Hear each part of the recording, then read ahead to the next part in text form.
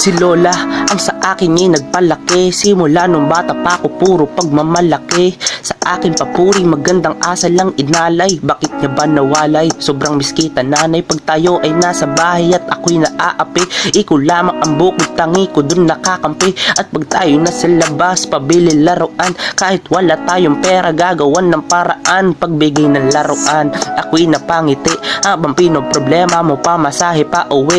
At nung tayo naglalakad ako'y napatingin. Labis-labis ang ngiti mo, di ko maihahambing. Hanggang sa dumating na nga yung aking kinakatakutan na ikaw ay humantong sa kasukdulan. Doble-dobleng kalungkutan para akong pinipilayan. Pagbabaham sa hantungan di ko kayang masilayan.